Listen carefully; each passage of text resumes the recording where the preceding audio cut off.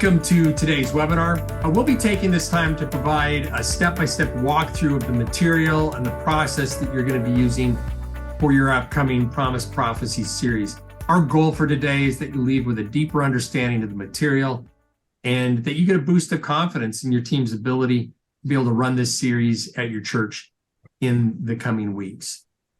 Before I pass this over to Byron to start walking through the series, here's a quick look at what we're going to be covering today. So first, Byron's going to cover the session format. He's going to go step by step through the session format. He's going to explain how transitions are going to work between the videos and the moderator-led discussions. We're going to discuss the use cases for all the on-site materials to help your team prepare for the event. And then we'll end with your questions. It's going to be pretty straightforward. All right, Byron, I'm going to pass the time over to you now. Welcome. Glad to have you on the webinar, man. Well, welcome everybody. While Larry's getting the video up for me, I just want to say how excited I am that we're getting here into our opening week for several of our churches. Really proud of you and all the work you've been doing to there we are. All the work you've been doing to prepare. I want you to know I'm praying for you daily and just really excited for what God is doing. I know there have been challenges, but you're rising above them, and we praise the Lord for that. Larry, don't run away because I'll probably want you for some input on this first item. The first thing that I want to just go over with all of you as we begin to air this is concerning the video content usage, and we're really asking that you really be on your honor regarding this. Okay, so we're going to be putting all of the sessions on a link for you to download from Dropbox. And that's coming. That'll be there today. The final edits have all been done and they're ready to go for you. However, please do not give anyone else access to this link, to this Dropbox. This is copyrighted material by the Texas Conference, and it is for use only by the Texas Conference's permission. At this point, the only permission that is given is for use with live audience at local church venues who are doing the Promise Prophecies series. And you may say, well, why are you protecting this content like that? Larry can probably speak to this, but I'll just say we have other churches that are going to want to do this cycle in the fall, maybe again in the spring of 2024. We've created this content to be evergreen, and if it all of a sudden becomes available out there on the web in general, then it's going to really affect and compromise a local church's ability to use it in their evangelism cycle. So that's one of the big reasons, just out of respect for your sister churches in the conference and their ability to use it for their evangelism cycle in the future. This is only for use by you at your local venue at this time. So you may not live stream this content. You may not put the content on any platforms, social media platforms, YouTube, any other sort of platforms. So you just can't. Please, we're asking you to be honest about this and respect this request from the Texas Conference. Now, I want to say there is one exception. Some of you have asked, well, what if we have shut-in church members who want to view the material? What can we do for them? And we are going to give you private live stream viewing privileges to share with shut-in church members by individual invitation only. In other words, you don't put this in your bulletin, you don't announce it at the meetings, you never say anything publicly about it at your church or in any venue, in any emails or anything. But if someone asks you and says, Pastor, I can't make it to the church for the meetings, is there a way I can see it? You can give them a private link to where you're gonna stream it, or where you're gonna host it, or maybe you download it, you put it on a thumb drive, a flash drive, and you give it to them. You can make it available in that way, but the commitment we're asking you to make with that is that once that has been live streamed to your church member for that session, please remove that video content from the web immediately upon completion of the meeting. You don't archive it on anywhere. Don't keep it on a hidden page somewhere or any platform or in the cloud. You've got to take it down and delete it as soon as it's been live streamed for that person to view privately. And so we do want to sort of accommodate that. But again, we're going to be trusting you and putting you on your honor in terms of how this content is used. Go ahead, Larry. Anything you want to add or clarify there? Yeah.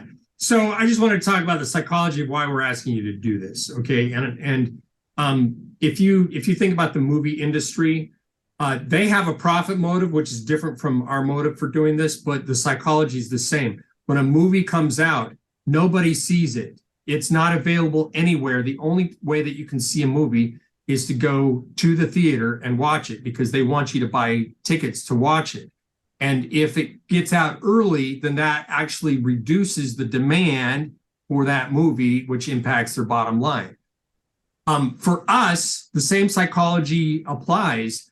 If somebody has seen even part of the material, then they're going to be less interested in actually coming to an event to watch it. And fundamentally, the whole purpose of this is for you to invite people from the community to build relationships with them. You're going to be talking with them before and after the presentation and the guided discussion. It's all about building relationships. And I'm less concerned about people in the community watching it and then deciding not to come. I'm way more concerned about the saints discovering this and saying, well, I've already seen this, I don't need to come, because we need the saints at the church building those relationships, having those conversations. So, and once this gets out, then people are going to be less likely to say, oh, this is new and interesting, I want to come see this. So there's real value in the content, and there's real value in the experience of the event. And so we're just keeping an embargo on this content in order to be able to give the opportunity for other churches, after you pilot churches have done this, to give the opportunity for other churches to be able to do the same thing. Yeah, thanks so much, Larry. And again, this has nothing to do with any monetary thing. The Texas Conference is not selling this or producing videos for sale later. It has nothing to do with money. It has everything to do with the relationships and the value to all the churches in the conference for their outreach and their ability to connect with the community and with people who are interested in these things. And again, you're going to run this cycle now, and praise the Lord, we're going to learn things. We've already been doing some learning even before this launch of things that we can improve and do better. And so you may want to say with your congregations, hey, we had a run at this, but we believe that we can do better. So you give it a 6-month rest, 8-month rest, and then you come back and you can reuse the same material. You've been through it once, you've got that experience, and so you're that much farther ahead in doing the cycle again. And that's what we'd really encourage you to do, because having one or two reaping cycles as part of your plan for your church growth will be a great blessing. So that's why we're really asking this and really asking you to be on your honor with what you do with the content. Okay, I think anything else, Larry, or enough on that? I think, yeah, we haven't beat the horse to death, but it's definitely laying down. So I'll be on the webinar. I'm going to stick around to this whole thing. So if you need to pull me back in, just let me know, but I'll have my camera and mic off. So. Okay. All right. So great. So thank you for that. Now, I really, again, appreciate all of you that are here. And I got to thinking several weeks ago that it might be very helpful for all of you to just understand how we use the different resources and materials in the meetings, and then talk through how I run the meetings, how we ran the meetings when we did the live recording with the local church. We were at the Grand Prairie Seventh-day Adventist Church, and that's where we recorded, and then how we set up and how we ran the meetings there, so that you would just feel a little more comfortable and have that walkthrough and be able to take and adapt that to your setting. So the first thing that I want to do is talk with you about the resources that we need to be having for the meetings. And by the way, the printer is shipping study guides, prayer cards, and response cards to all of you today. They've gone out shipping today. You should have them no later than Thursday. So you will be ready to go with that. In the event that something doesn't arrive, a worst case scenario, Sermon View is going to have the files for the study guides available, that you can download them off the web and photocopy them. Now they're full color. So if you got a color photocopier, great. If not, black and white will suffice in an emergency. But the study guides are professionally printed, full color bleed, which you won't get on your photocopier. So they'll look much better with the actual printed ones that you'll be receiving. Those are being shipped immediately today to all of the churches that are starting this weekend. Those of you that may be starting next weekend, those will be coming out a little bit later this week to you. You'll still have them in plenty of time, but you won't have them by Thursday, because we wanted to focus and make sure our starting churches had them. So the first thing are the prayer cards, and I will just straight up acknowledge right now that we should have had the prayer cards out to you 3 months ago, for your church members to be writing down the specific names of people on them that they wanted to use.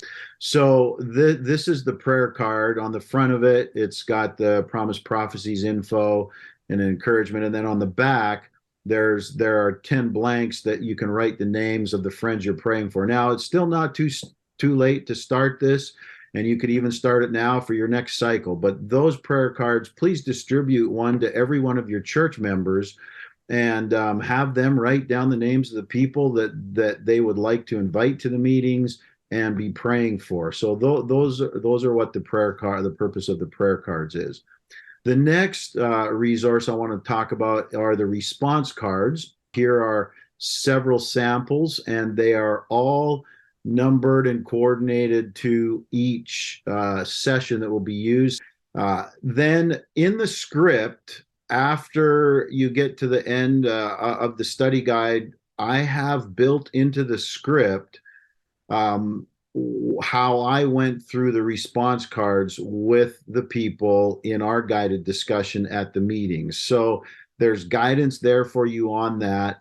And depending on how you're doing the guided discussion, if your people are sitting in a congregational setting, what I would recommend is that when you get to about the last question that you're going to discuss before you do your appeal and move into the response card, that you have ushers pass out the cards as you're doing that last question. Don't give it to them at the very beginning ahead of time. It's just more things to worry about or be confused or distracted by. So I like to save the response cards to about one question before I'm going to use them. I have the ushers primed. I tell them question number 7 or question number 8 or whatever is the last question that I'm going to use in my discussion. I have my ushers prepped and ready to go with that, and tell them that when I start question number 8, for example, I would like you to make sure that you go and pass the response card out to everyone in the audience. That's if you're having them sitting in a congregational type of setting. If you are doing this around tables with small groups and you have a facilitator each table, this makes it even easier. You can just give a stack of those response cards to each facilitator, and then when they get to that point in the guided discussion, or if you're having one moderator lead the guided discussion but people are still sitting at tables, you can just refer to that and say, I'd like to have our facilitators give you each a response card right at this time. And so you can do it so much quicker at the tables, and you don't have to have a questions lead time. You can just move into it. And then, as I said, the scripts will walk you through a sample, and you're welcome to do it your own way, but at least there's an example of how I walk through the response cards with the people. All right, the next resource that I want to reference are the study guides. These are the study guides for the guided discussion that go along specifically with each session. And what you'll want to do is when we recorded the meetings, we gave everyone, as they came into the meeting and registered, we gave them the study guide so that they had it already. And it was a seamless transition from the live message, the sermon presentation, moving right into the guided discussion. We didn't have to pause to hand things out to people. They already had them. And so all I simply needed to do was invite them to get out their study guides and open up to question number 1. So when people are coming in and registering, I would really encourage you to have these study guides available at the registration table and make sure everyone gets one as they come in. And so that's how you'll be using that resource. Now, registration slips. I forgot to grab a sample. Many of you should be using Interest Tracker and Attendance Tracker, the cloud-based platform that Sermon Views provided. It's really a powerful tool. It's really awesome. And I really encourage you to track your attendance and your contacts with your guests that are coming to the meetings through that means. However, I'm going to encourage you not to rely solely on that electronic platform, because when people register online, they often don't give us enough contact information for us to follow up with them. For example, to really maximize the impact of the meetings, you can't just expect people to come to the meetings and that's all the contact you have with them. I really want to encourage you that each week, when you have evenings off, that you actually visit people. And I'll put content, I'll make it available. Sermon View will put it on the host resource. Each week, what visit should be made with the person and what you're going to cover. For example, the first weekend, we cover the gospel message. That's one of the key messages is how to be saved by grace through faith in Jesus. My recommendation to you is that every person, every guest that came to your meetings and hears that gospel presentation, you visit them before the message on the Sabbath is presented, and you visit them and specifically clear them on the gospel. Make sure they understand how they're saved. I have training material. We'll put it on the website for you. You can download the right questions to ask people to know whether they understand they're saved by grace through faith. Because a lot of people will say, yeah, I know I go to heaven when Jesus comes. But when you ask them, well, what makes you feel that way? And it's a specific question, a very specific question. They'll say, well, I'm a good person and I try to keep the commandments or something. So right away, they have a works-based model of salvation and they need to understand trusting Jesus for their salvation. So I have materials for that. But when the way that we build deeper relationships with people is after they hear the message, and Ellen White is very clear on this, that we should not feel like when we have preached the truth, our work is done. She's very clear that ministers need to take the time to visit the people personally following the sermon presentation, talk to them one-on-one, and make sure that what they heard in the sermon, they really understand on a practical level in their lives. And so that first week, you'll visit people with regard to the gospel message and help them make sure they have Jesus as their Savior. That should be done before the Sabbath is presented. Then the second weekend, we'll be presenting the Sabbath message. And so that following week, then it's now important to visit people and talk to them about the Sabbath and help them and invite them to make a decision to begin keeping the Sabbath. So we'll give you all that coaching material and how to handle those things. But I just want to emphasize that don't think that when people come to the meeting, that's the only place to build a relationship. When you go to their home, and by the way, you don't need to be apologetic about this, and don't call and make an appointment. Just show up on their door. They'll recognize you from the meetings. If not, you say, hey, I'm so-and-so from the Promise Prophecies meetings that you've been coming to, and we just want to stop by to get a little better acquainted briefly and pray with you. So go in person, get to know them. Keep that first visit short, 15 minutes, 20 minutes at the very, very most, and build that relationship. When you leave, ask them if you can pray with them. And then if they say yes, then ask them if there's anything special they'd like you to pray about. Then make sure when you pray specifically for what they brought up. And as you do that, their hearts will be knit to you. They will begin to trust you. They will begin to realize that you are interested in them. You care about them personally. And this builds the kind of relationships in which the Holy Spirit can work to help people make a decision to take a further step in following Jesus. So those visits are very important, and the response cards will help you with that because they will give you the information that you need to do the visits from. And then the registration slips. Why I'm going to encourage you to, when a person comes to the meeting, have them fill out a paper registration slip. And there's two reasons. One, very often you'll be able to get information there that you did not get from the online registration. Second of all, you will use that slip of paper that they fill out their registration information on. You'll put it in a basket to do a drawing at the end of that night's session with some free giveaway gifts. And so there's motivation for people to fill out the slip, drop it in a drawing that they're going to be given free gifts. People love free gifts. And so that's what I do at every meeting I do. We have people register online. We use Interest Tracker. We use Attendance Tracker, but I still have people register hard copy. And I do it every night. Even if they fill one out the first night, I have the registration slips out there for them to fill out again the next night. Reason is this. Sometimes when people come, and rightly so, they're skeptical. They don't trust us. They've never been to an Adventist church. They haven't been to these meetings. They're coming. They made a decision to be there, but they've got some barriers up. They've got their guard up. They're watching. They're trying to decide, what do I think of these people? Can I trust them? Am I going to come back? And so the first night, they may only give you their name.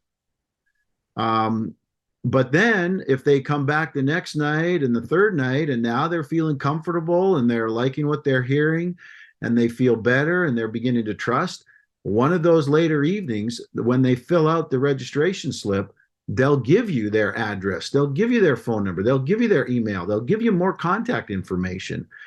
A third reason that we have people fill out the hard copy is that we have something to check against and see if they did a typo when they registered electronically, or if they're writing and we can't read it the first time, then maybe the second or the third time they fill it out, we'll be able to read what they wrote. And so again, it's all about gathering accurate data that will allow us to do good follow-up, not only during the meetings, but then for your interest file later on as you do other events and want to invite these people to continue their connection with you. So have registration slips that you've photocopied and have cut and have available. at the registration table that they will fill out to be entered in the drawing.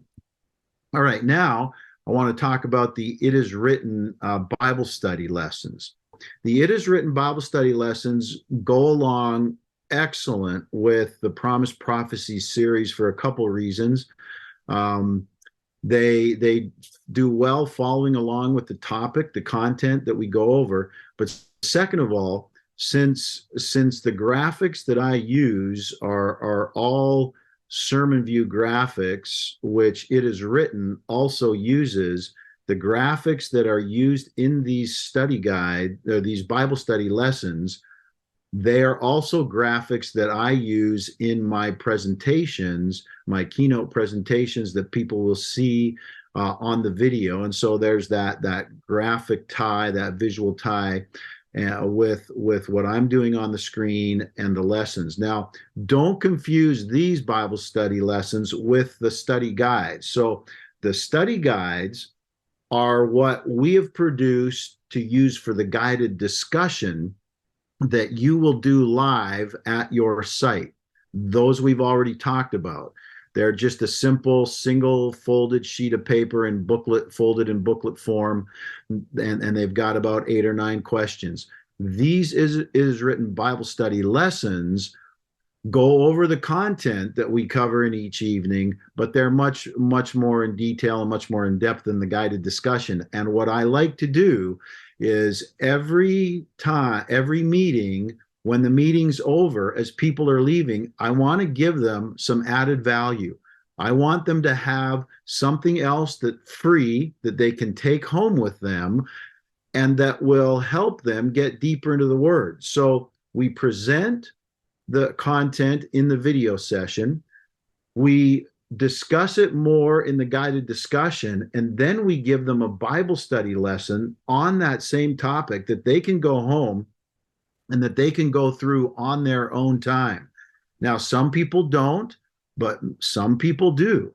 And those people that go through those Bible study lessons, they're your good interests because they're really engaging with the material. It's being reinforced in their minds and they're motivated. They're very interested. So if you haven't already ordered the It Is Written lessons, do so as soon as you can.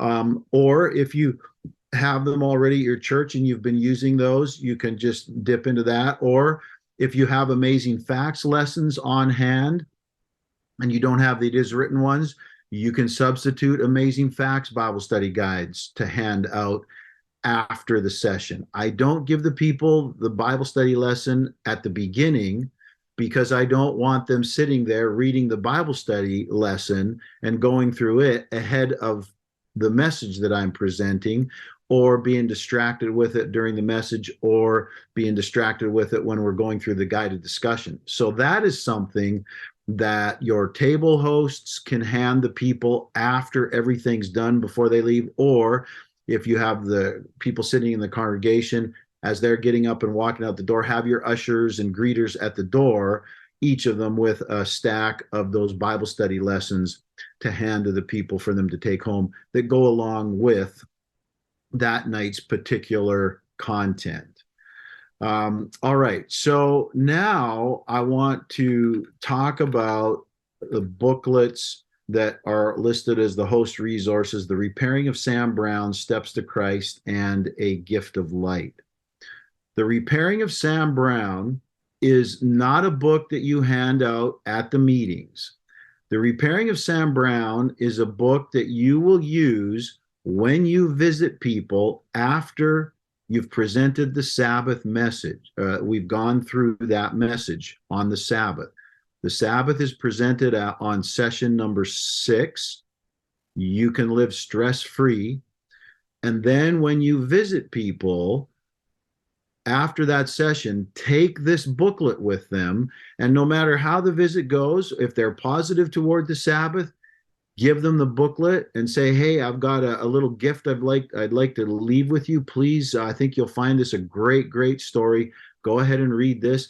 And if the visit doesn't go so positive and people are a little negative about the Sabbath and not sure and they got questions or whatever, still go ahead, give them this book, The Repairing of Sam Brown, and encourage them to read it, because it will help answer their questions, their objections, and it will walk them through a powerful story of how a person that didn't believe the Sabbath was on Saturday, how they, over time, how the Holy Spirit worked on them as they studied the Bible and changed their hearts, and they became committed to keeping the Sabbath. So it's a great story, a great testimony of the work of God in the life of a sincere Christian individual.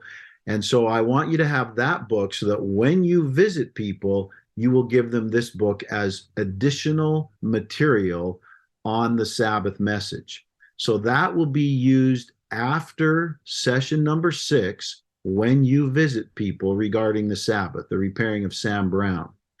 The next 2 booklets, Steps to Christ and A Gift of Light, you don't need them until the very last session, session number 15.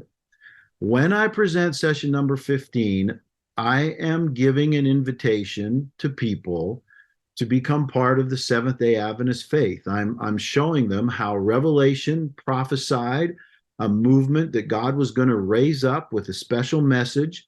I show them how the Seventh-day Adventist faith fits that, and I talk about Ellen White and the gift of prophecy. And I realize that they need more information on the issue of Ellen White and the gift of prophecy. And so at the end of that meeting, the very end of the meeting, again, as people are leaving, I don't make this available at the beginning. It's not until the very, very end. It's the last thing. When people get the Bible study lesson from It Is Written that deals with the true church, along with that Bible study lesson, I give everyone who comes to the meetings, right at the meetings, I give them a free copy of Steps to Christ, and I give them a free copy of A Gift of Light. Steps to Christ is a great, easy read, beautiful book, as you well know, on how to have a saving relationship with Jesus. One of the finest devotional books I've ever read. It's a great way for people to begin getting acquainted with Ellen White's writings, her own writings for themselves. The second book, A Gift of Light, is really a great biography on, it begins with a look at what the gift of prophecy is in the Bible and how it functioned. And then it moves to a biography on the life of Ellen White, telling about who she was growing up, how she began having visions, talks about those visions, talks about experiences, some of the miraculous things that God showed her, tells how that, you know, she wouldn't breathe when she was in vision, and some of those things that line up with how the Bible describes true prophets will experience visions. And then it also, in that book, talks about now I'm forgetting his name, but from years gone by, a very, very widely well-known national TV host, how he read Ellen White's writings, believed in them, and encouraged his radio audience to do that. How university professors at Cornell University used her books on education in their graduate classes and studies and so on. So it gives secular support to Ellen White's gift. So it's a very good book to help people know more about who Ellen White was. And I guess Paul Harvey, I think that's the name I was trying to think of, but it talks about Paul Harvey's testimony with regard to who Ellen White was and his appreciation for her writings. So those books you will need. The first, Repairing to Sam Brown, that's for after session number 6 on the Sabbath. And then Steps to Christ and the Gift of Light are for use after session 15 to give away to the people actually right at the meeting there. I told you one of the ways that we like to encourage people to fill out their registration slips as they come to the meetings is that we do a drawing and we give away gifts. And I like to give away a couple of gifts each evening And we've given you 6 different resources that you can use for that. And I like to mix it up. I don't like to do the same thing every night.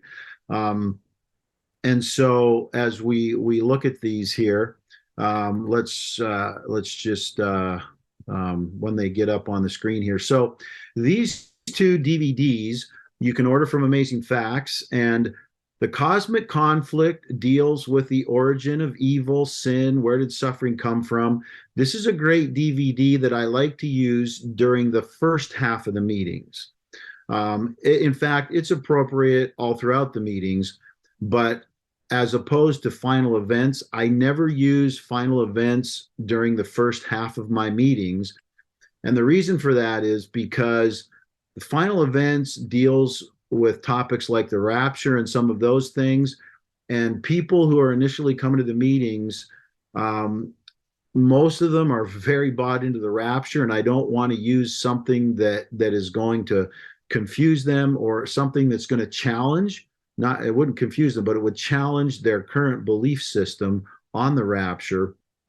And it's really got material that's farther ahead of where I am in the meetings. And so until we get farther into the meetings, I don't use the final events as a giveaway. But during the first half of the meetings, the first 8 sessions, the Cosmic Conflict DVD is a great giveaway. Then during the last 7 sessions, I'll start giving away final events.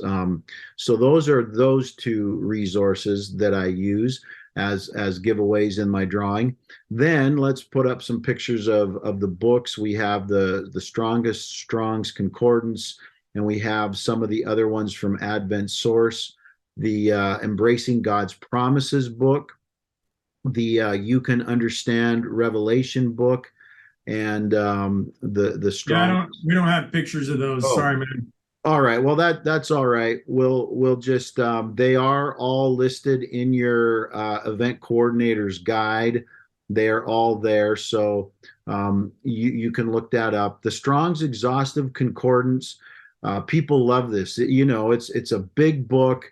It's a great Bible study resource. You can order them, I think, for like about $15 a copy on christianbook.com. And I use these. I like to order about 10 of them or so, because I like to give these away, try to give one away on most of the evenings. It's just a great thing that people love, and really, and what I do in order to help people be motivated to fill out their registration slips on the registration table, I display some of these giveaways. I'll put the Strong's Concordance, the Strong's Exhaustive Concordance there.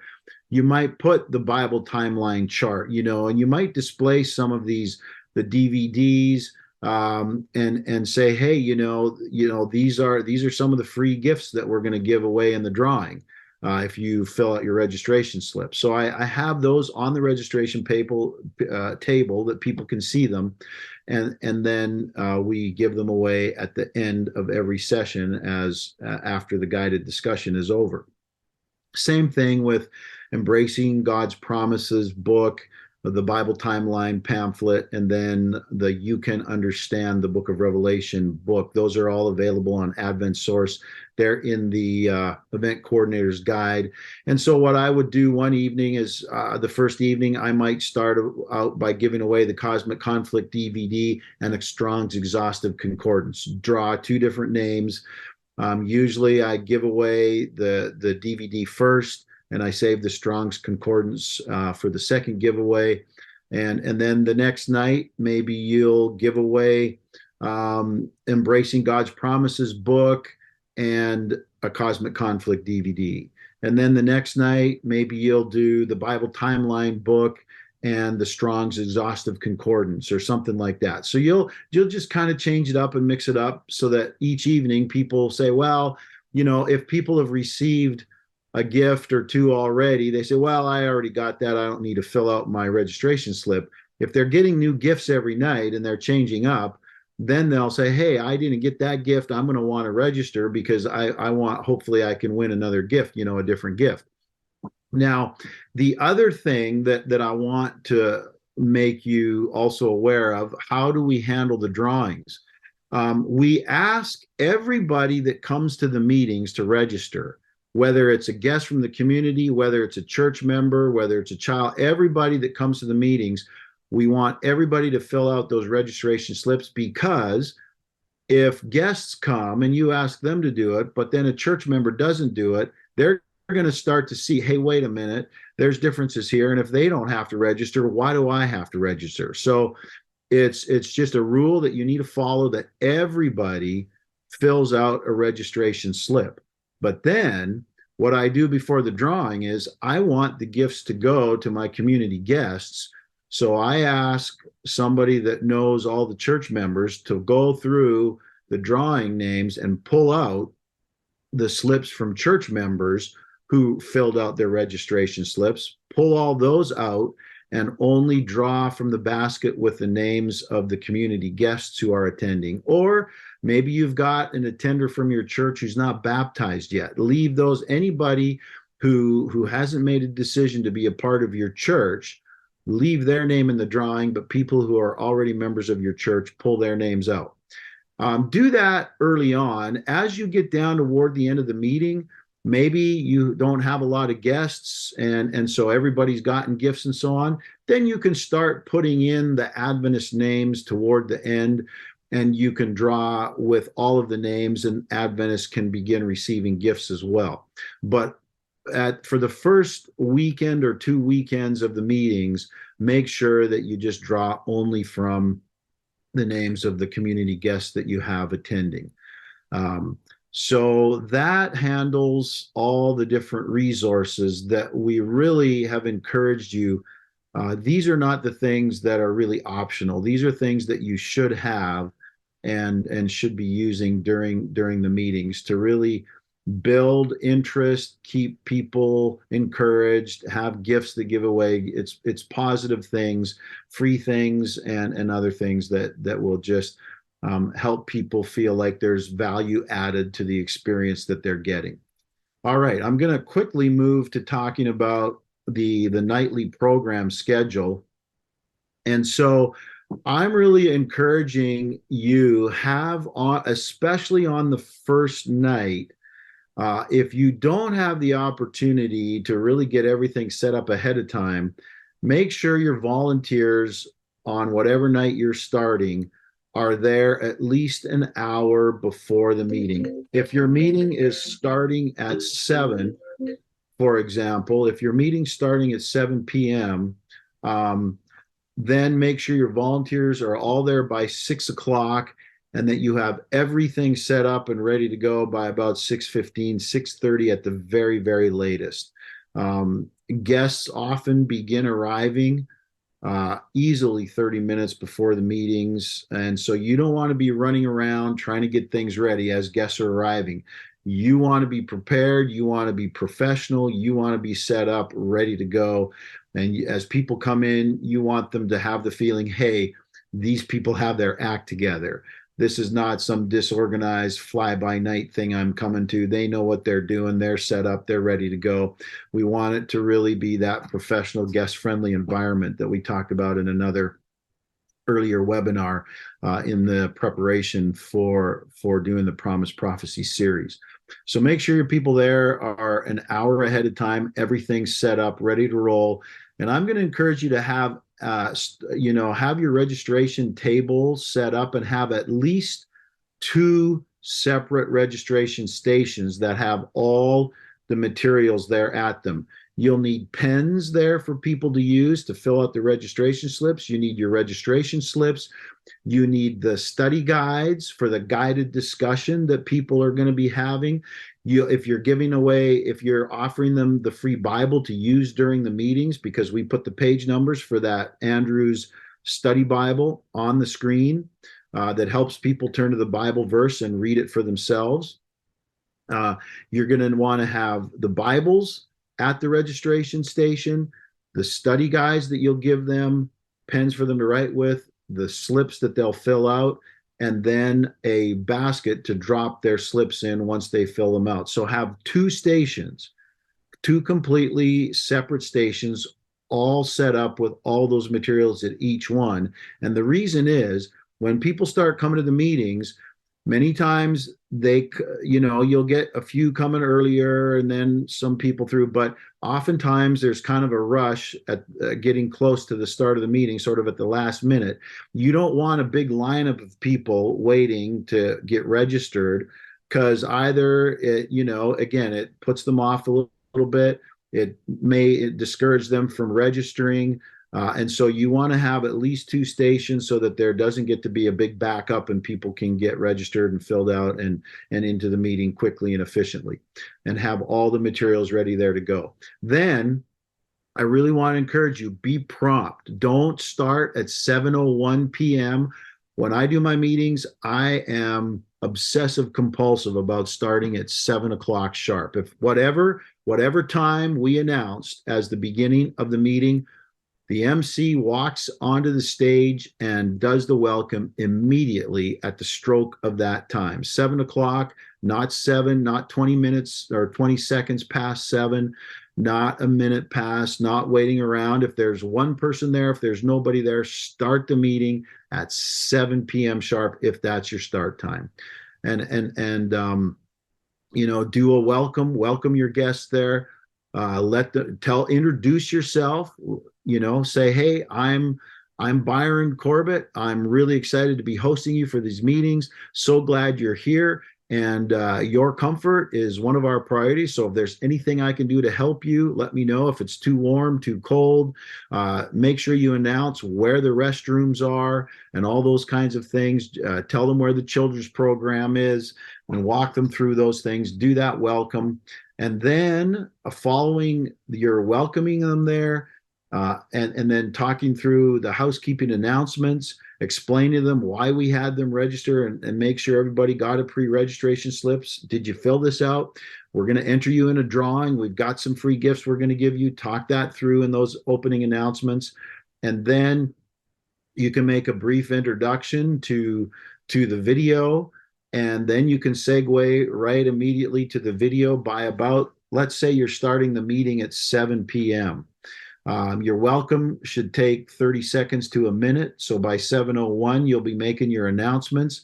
That shouldn't take you more than a couple of minutes, 2 minutes. And so by 7:03, you can be introducing the video. And by 7:04, you can have that video message rolling.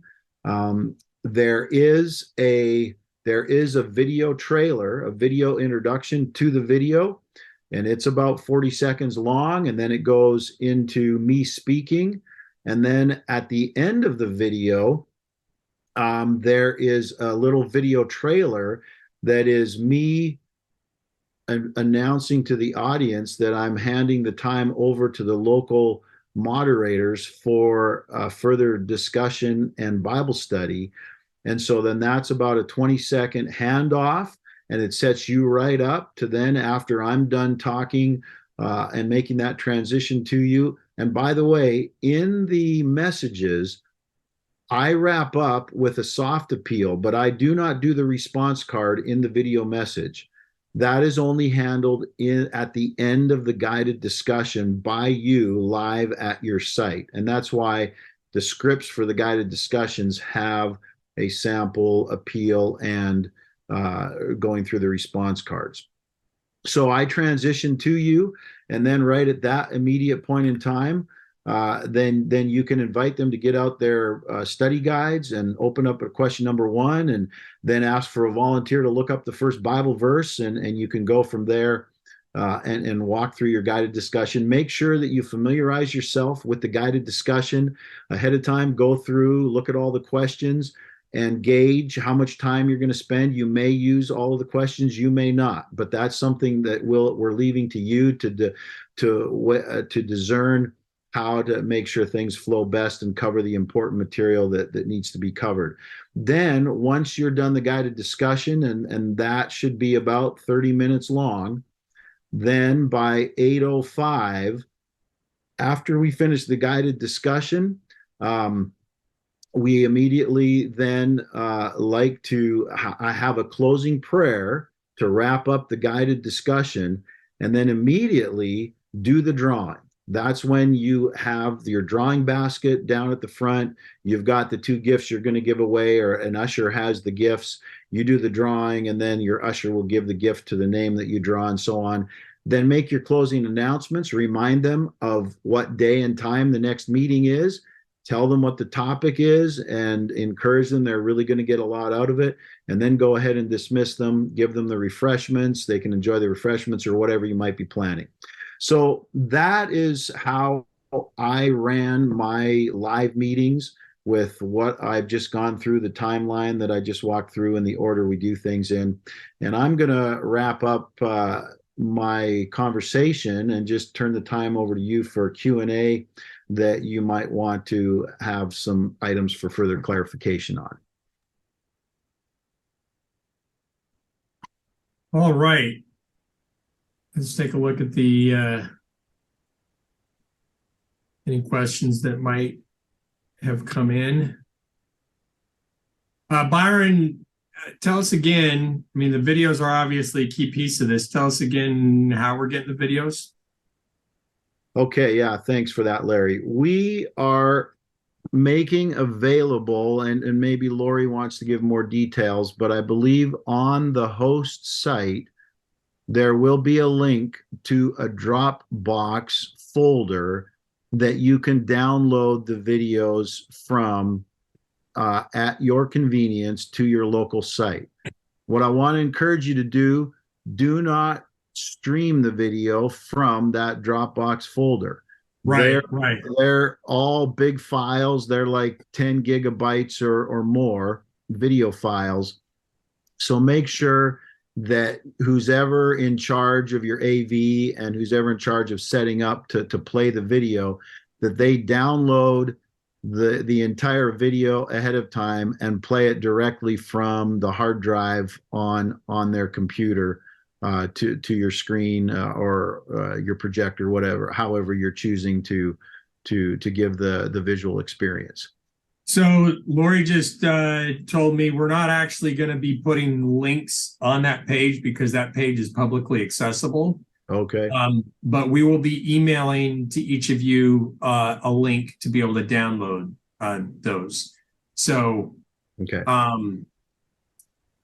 Yeah. So we'll be communicating with you via email with that link to be able to download them. And we'll make a note on there that if you need to get them, contact us so we can get the link over to you. Okay, great. Thank you. So Raj is asking a question. Are there two types of materials to give the visitors at the beginning? The only material that the people need at the beginning are the study guides for the guided discussion.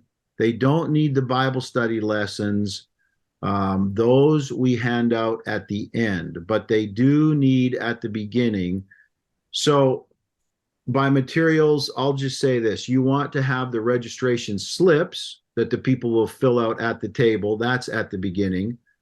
You want to have, if you're making Bibles available for them to use during the meetings. And then what I do in the meetings is I have these Andrews Study Bibles, and I will tell the people that after you've come to 7 or 8 or 9 sessions, whatever you decide, I always like to make the number of sessions at least a couple of sessions beyond presenting the Sabbath. So I'm presenting the Sabbath at night 6, session 6.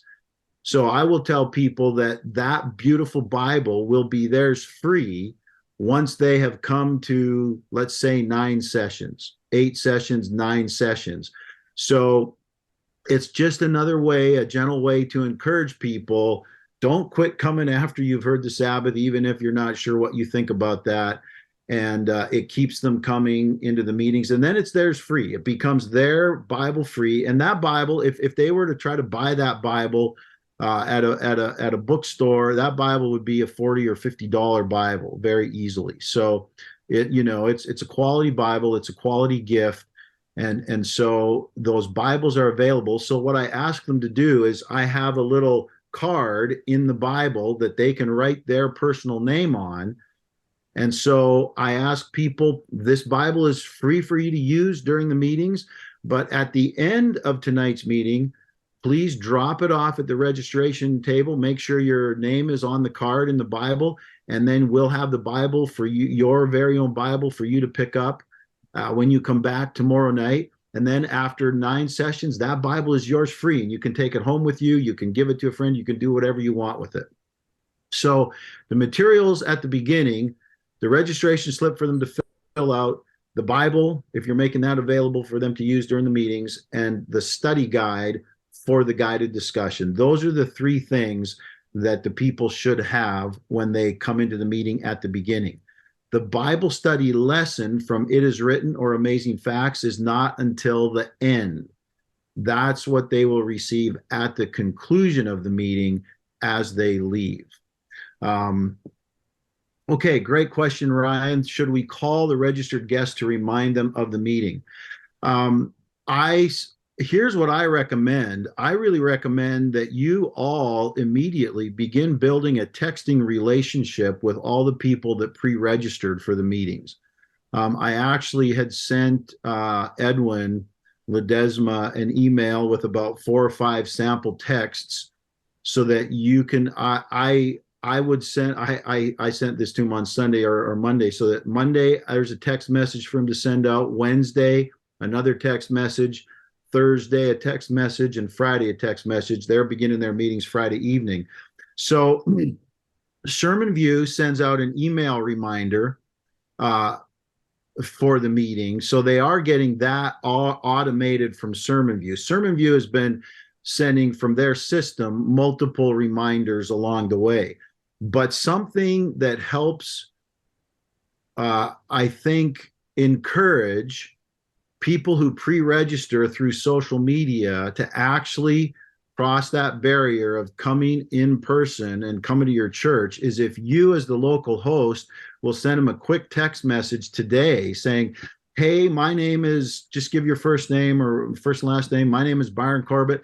I'm so excited. I'm your local host for the Promise Prophecies meetings. They're going to be starting on Friday night. And I'm so excited to see you've registered. I can't wait for the great time we're going to have together. Looking forward to meeting you. Send out a quick text message like that. Then a couple days later, say, hey, man, just want to tell you I can't wait until the meeting starts in a day. And I hope you're getting excited about it too. Just do some of that little personal relationship building contact through the texting service that Interest Tracker has for you. And that will begin already ahead of time to build a relationship and a connection with people. Now, I will say sometimes people pre-register and I don't know what happens if they did it by accident or what, but you send them a text message, you'll get a reply text message through the system that says stop. If people say that, if people do ask you to stop texting, take them off your text list.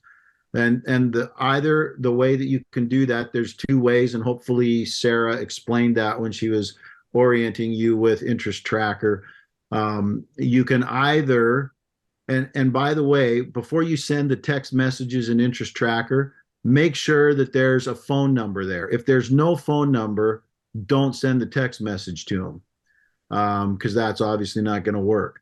And so I will go through and click only the names that I want to send a text message to. So if somebody says stop, make sure you don't click their name. A better way to do that, to guarantee you won't miss it and forget about it in future text messages, is to archive that name that said stop. It's still in your database, but it won't be in your current list of names that you would text. So make sure that you're respectful if people ask you to stop texting them. We always honor that. All right. I guess we have no further questions. Thank you so much for tuning in, for your time, and let me have prayer with you. Larry, do you have any wrap-up remarks before I close with prayer? Yeah, I just want to say we're really excited to be working with you as a pilot church. This has been a really fun journey working with Byron and the Texas Conference leadership. on getting this project put together. Really interesting innovation. Looking forward to learn some things from this. But most of all, we're just praying that you see a great harvest in your community through this experience. And yeah, Byron, why don't you go ahead and close with prayer? Okay, great. I did happen to just see one other question. There was a question, how many Bibles should you order? I try to gauge how many Bibles I order based on how many people I think are going to come to my meetings. And I don't order as many Bibles as people, because not everybody wants a Bible or needs a Bible. And but we do make it available. So for example, if I'm thinking I might have 50 guests at my meetings, I might order about 30 Bibles, and that should do you pretty well. So maybe around half as many Bibles as you think you might have guests is probably a good number to go with. All right. Let's go ahead and let me pray with you. Father God, I just want to praise you and thank you that you've given us such a mighty Savior in Jesus, and that you've given us the privilege of sharing him with others in the context of this incredible message that you raised up to prepare the world for his soon return. Lord, I thank you for all of these churches. I thank you for their pastors. I thank you for their members and volunteers who want to cooperate with you in your mission to reach people who are seeking and who are hungry for something that the world has not offered them, and to bring them into a deeper and maybe in some cases a saving relationship for the first time with Jesus Christ.